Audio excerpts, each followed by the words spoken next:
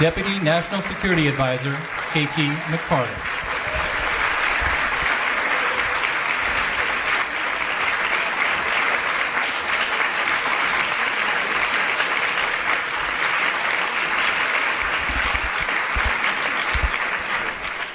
Good afternoon, ladies.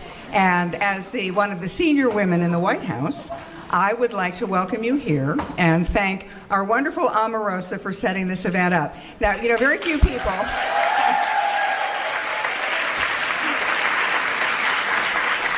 Very few people have only one name that they're known by: Elvis, Oprah, and Omarosa.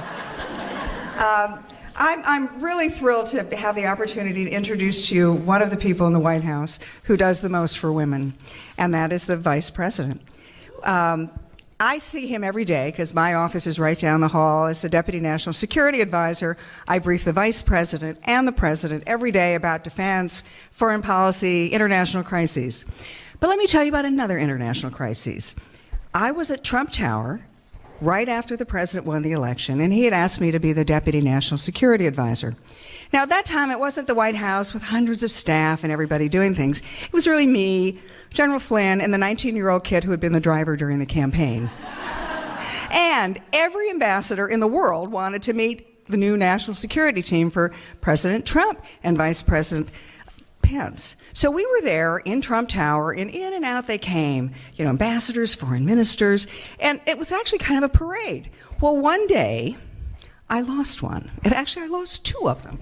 I lost a foreign minister and his ambassador, and I greeted them very nicely when they came to Trump Tower. I put them in a little conference room and promptly got distracted. Half an hour later, I realized that I had left a foreign minister of one of America's closest allies by himself. I didn't even offer him a cup of coffee. So at this point, running in my head is, oh my gosh, you've only been on this job for 48 hours and you've already got an enemy, an important ally that's now an enemy. So I'm panicking, thinking, well, what should I do? Well, I went up to the foreign minister and the ambassador, who clearly were not impressed that a woman was greeting them, and they were hoping for more. So I'm looking around, what can I do, what can I do? And then a very handsome silver-haired man walks by, and I ran up to him and I said, Mr. Vice President, I need a big favor. I have really blown this. I have lost a foreign minister and an ambassador, and they're not getting nearly enough attention. And he looked at me and he said, don't worry, I got you covered. So the Vice President goes over to the very senior foreign minister, and he sticks his hand out, and he said, it's such a great honor to meet you. And let me tell you, my daughter's had a trip recently to your country. Could you please come into my office? Well, two big smiles, a foreign minister, an ambassador, thrilled to be meeting the Vice President-elect of the United States. They had their meeting, they came out. I was thinking, gosh, crisis averted. I'm going to get the Nobel Peace Prize. And so fast forward to about 6 weeks later, at the inaugural, I saw the same ambassador. And I said, wasn't that a great opportunity? You got to meet the Vice President. And he said, yeah, but I got in a lot of trouble. And I'm thinking, huh? Are you kidding? And he said, yeah, when the word got back to the Prime Minister that I had met the foreign minister and I had been with the Vice President, and he wanted to know why I hadn't been invited to the party. With that, let me introduce one of the great men in this administration, and somebody who not only empowers women, but in my case, he saved my neck. Thank you, the Vice President. Thank you.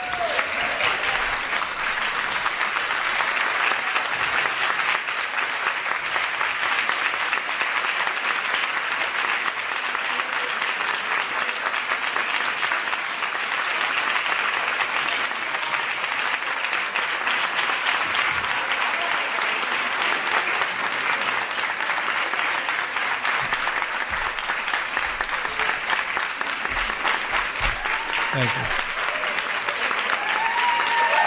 Thank you all. Thank you all. Thank you. Thank you, KT, for that memorable introduction. And thank you, KT, for your great leadership on the airwaves and in this administration. We're so grateful to you. On behalf of President Donald Trump and First Lady Melania Trump, it is my great privilege today to welcome members of our cabinet and women from across the country, business leaders, leaders in academic life and public life, leaders in your communities, friends all, welcome to the White House.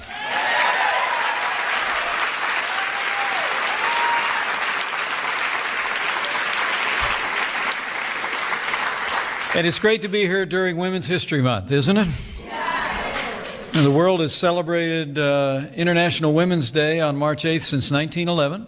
It was in 1980 that President Jimmy Carter declared the week of March 8th National Women's History Week, and 6 years later, the National Women's History Project successfully petitioned Congress to expand National Women's History Week into the entire month of March.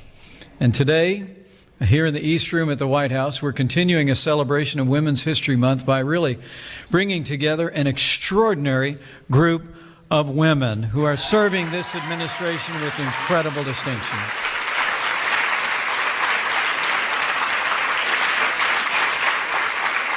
We welcome you all to this Women's Empowerment Panel. This event is really the tail end of a month that culminates in a series of activities where President Trump has sought to honor women's contributions to the United States of America. He's held multiple listening sessions dedicated to finding solutions to the unique challenges that women face in the workplace and in running businesses. He signed legislation promoting education and employment for women in the sciences in areas that we've been historically underrepresented.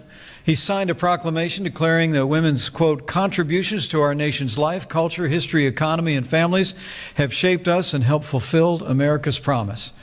The truth of this statement is evident for all to see.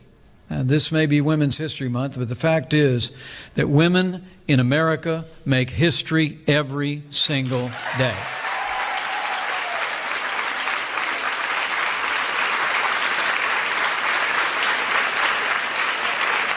And today,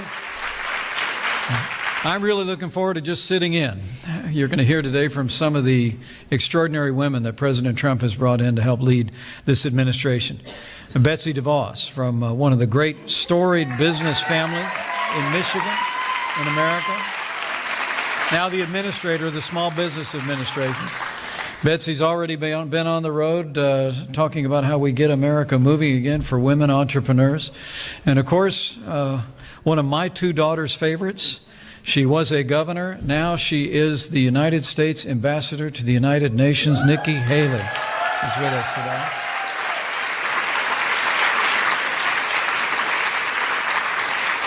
As you can imagine, my two daughters, one in college, is headed to law school next year, and one who just started her career, are not very impressed with people in politics. But both of them said to me a few years ago when Nikki passed through a challenging time in the life of her state, they said, that Nikki Haley is really cool. And we are so honored to have you in this administration. And the new administrator of the Center for Medicaid and Medicare Services, and a Hoosier, Seema Verma, is with us today.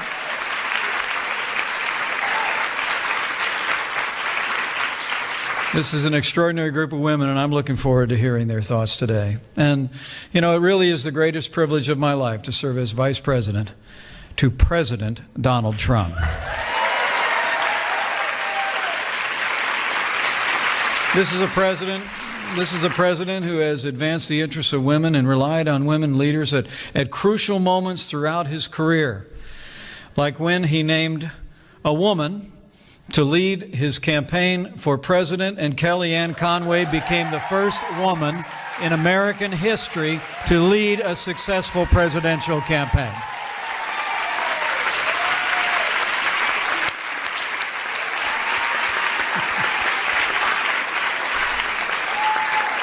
The truth is, American women are making a difference in our administration, in our economy, in our communities every single day. They're driving our economy through entrepreneurship and innovation. In fact, there are more than 9.4 million women-owned American businesses that employ nearly 8 million Americans, with annual revenues now totaling $1.5 trillion.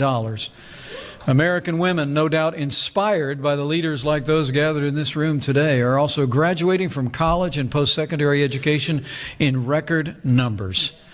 And women leaders are defending our nation and wearing the uniform of the United States of America.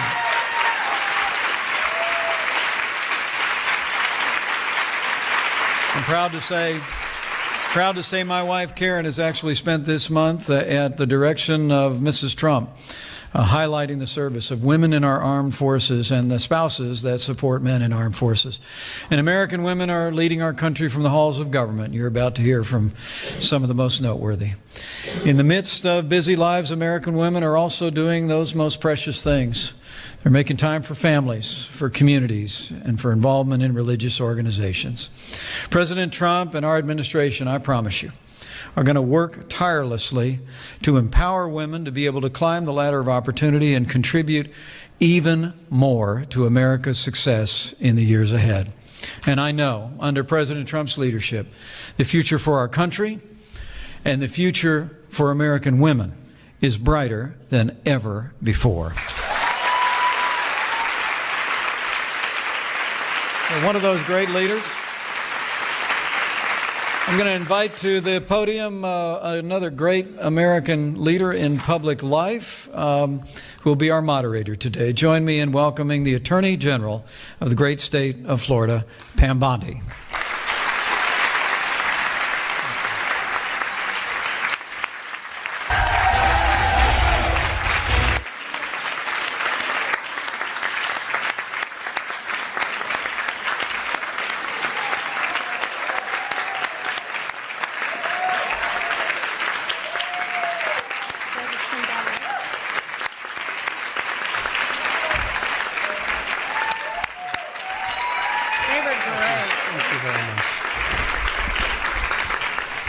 Well, thank you very much.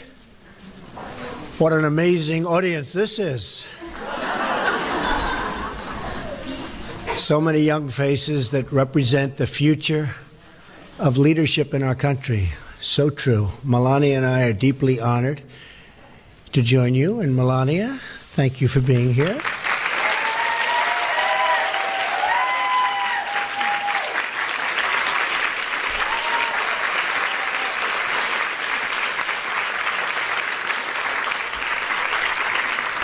So as you know, Melania is a very highly accomplished woman and really an inspiration to so many.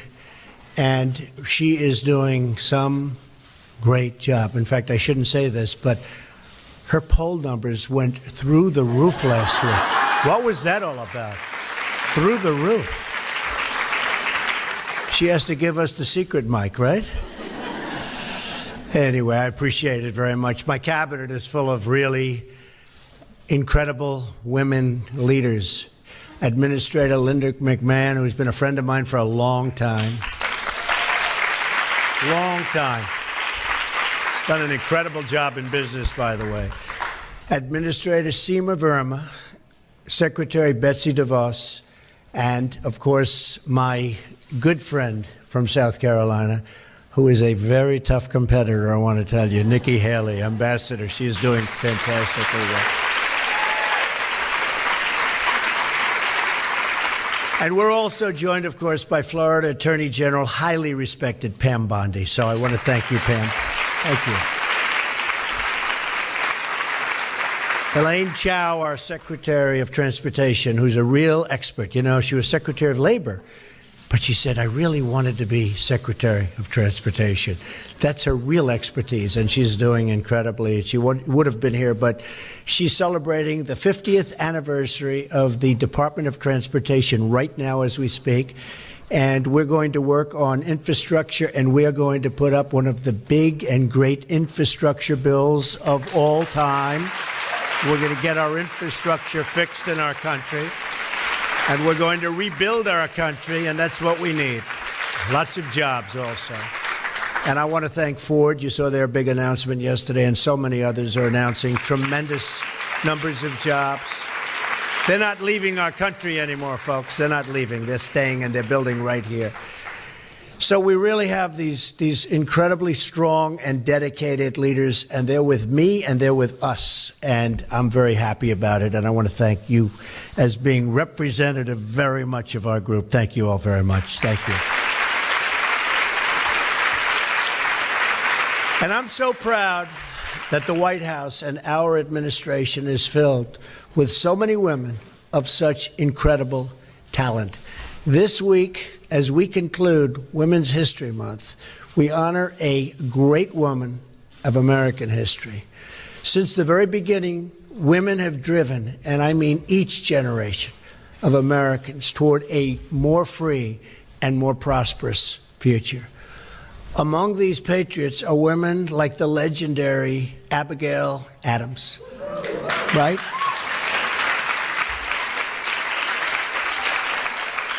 Who during the founding urged her husband to remember the rights of women. She was very much a pioneer in that way. We've been blessed with courageous heroes like Harriet Tubman, who escaped slavery and went on to deliver hundreds of others to freedom, first in the Underground Railroad and then as a spy for the Union Army. She was very, very courageous, believe me. And we've had leaders like Susan B. Anthony. Have you heard of Susan B. Anthony? I'm shocked that you've heard of her. Who dreamed of a much more equal and fair future.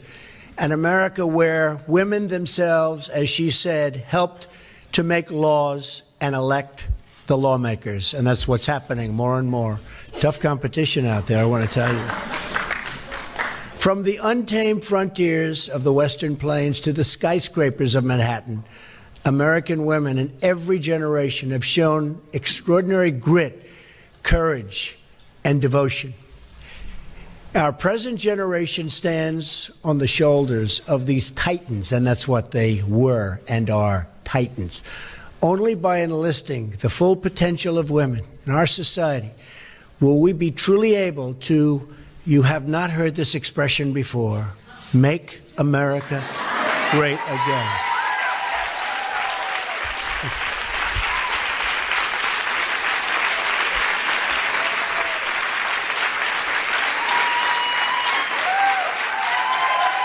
Good expression.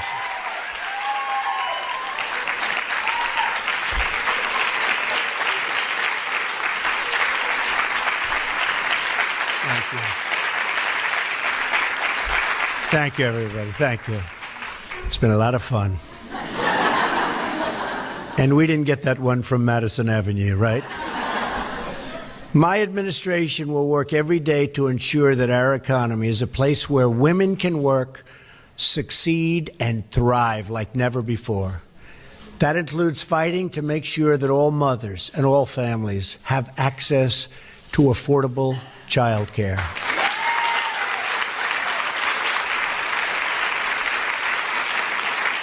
We want every daughter in America to grow up in a country where she can believe in herself, believe in her future, and follow her heart and realize her dreams.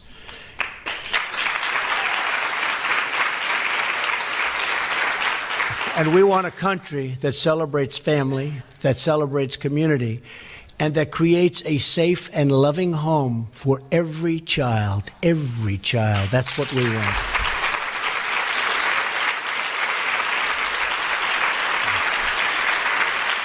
Early this year, I met with a remarkable group of leaders.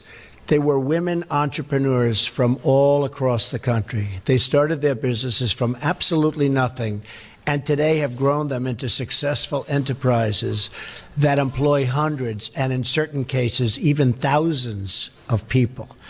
Just think of what our country could achieve if we unleashed the power of women entrepreneurs nationwide.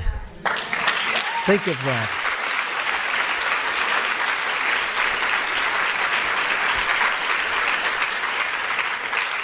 So as a man, I stand before you as president. But if I weren't president, I wouldn't be happy to hear that statement. That would be a very scary statement to me. Because there's no way we can compete with you. So I would not be happy. Just wouldn't be happy. One of the business owners I met, Lisa Phillips, used to be homeless. She's now the owner of an event planning company, and she trains homeless youth in Baltimore for good-paying jobs. Lisa had a message for all of us. As she put it, this is a country of chances. If you're willing to work hard, you'll get the chance, and she means it, and she's become very successful. She's terrific. Lisa's right, but we have to fight to ensure that more people have the chance to succeed. To do that, we must believe in each other, and we must dare to dream of a better, brighter, and more prosperous future for all of our citizens. We have no choice. That's what we have to do. And to be honest, whether you're a woman or whether you're a man, you have that same dream. You want to be able to dream. You just have a big advantage over us. You know why? Right there.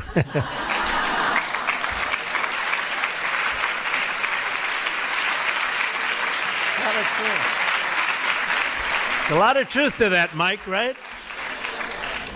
That's what I want for each and every one. And each and every one of our daughters and our granddaughters, and I know together we will get there. I want every young person in the audience today and watching from home, and they're all over the place, those cameras are all over, to know that the future truly belongs to you. We are Americans, and we will not stop until we have achieved our dreams. I want to thank you very much for being here. It's my great honor, I will tell you, to be here. In fact, Melania said, this is something I just have to be at. She feels so strongly about it. She feels so strongly about it.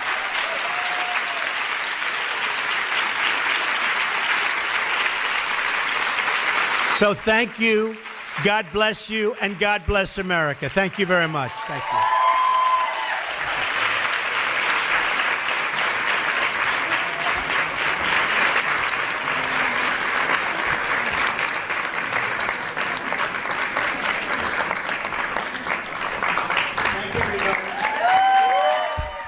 Ladies and gentlemen, please remain in your seats until the President, Mrs. Trump, and the Vice President have departed the East Room.